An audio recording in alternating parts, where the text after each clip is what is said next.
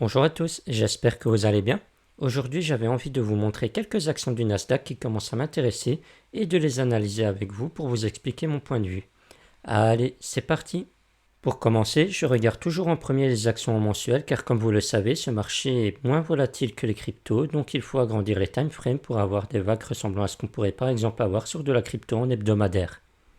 Par exemple, ici j'ai pris l'action de PayPal et alors on peut remarquer qu'on a eu une grosse phase haussière ici que je considérerais comme une première vague et ensuite on a une deuxième phase baissière ici avec un M qui s'est formé qui sera ma seconde vague. Je place ensuite un Fibo du plus bas de l'action jusqu'à son sommet, on remarquera que le prix est sous la zone de rechargement d'achat de Fibonacci et qu'il a quasiment touché les 0,886. Si on se met en logarithmique, on remarquera carrément qu'on a été dans la zone de rechargement d'achat du Fibo logarithmique, donc d'un point de vue localisation, ça devient déjà intéressant. On remarque ici que le cours a rebondi pendant 2 mois et qu'ici on a un retracement pendant le mois de septembre mais qui n'est pas plus bas que le précédent rebond. Ça donne alors lieu à une fenêtre de tir pour un potentiel W qui sera mon signal d'achat. Je vais donc placer une alerte au sommet du rebond et si le cours clôture au-dessus en mensuel, on aura bien un W dans une localisation de rechargement d'achat, ce qui sera le signal parfait qui me préviendra de passer à l'achat sans que j'ai à vérifier à chaque fois. Voilà, vous savez maintenant comment je fais pour trouver mes prochains coups. Maintenant, je vais vous montrer d'autres exemples pour que vous voyez plusieurs cas pratiques. Ici, on a l'action de Marathon Digital Holdings et on peut remarquer qu'on a bien eu ici une impulsion haussière. Donc, on place notre Fibonacci du plus bas jusqu'à son plus haut. On remarque qu'ensuite, on a bien eu une impulsion baissière ici avec du M. Et depuis, on a bien été touché 0,886 de Fibonacci. On les a même un peu enfoncés. Et depuis, on a bien eu un rebond ici. Et maintenant, on a un léger retracement, mais qui n'est pas en dessous du précédent rebond juste ici.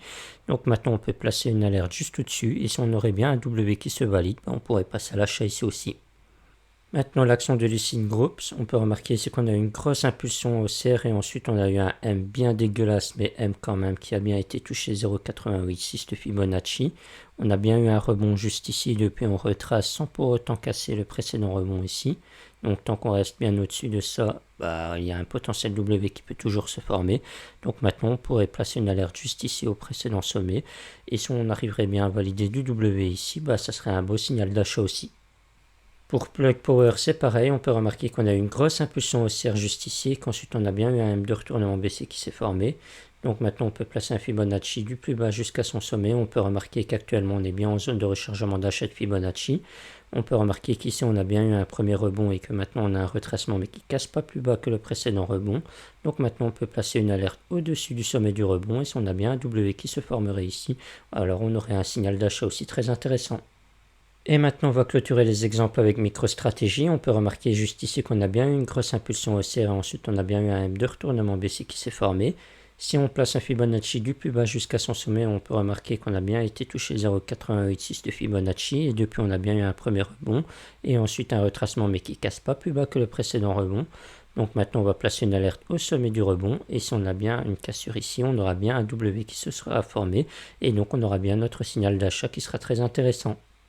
Voilà, cette vidéo touche à sa fin, j'espère qu'elle vous aura plu. N'hésitez pas à me poser vos questions en commentaire si vous en avez ou à venir directement m'en parler sur Discord si le cœur vous en dit. Ça vous permettra en bonus d'avoir accès gratuitement à mes IA de trading qui analysent les cours pour vous et vous préviennent quand le marché devient intéressant. Si ça vous intéresse, le lien se trouvera dans la description et en commentaire épinglé. Sur ce, je vous laisse et je vous souhaite à tous une bonne semaine. A plus tard.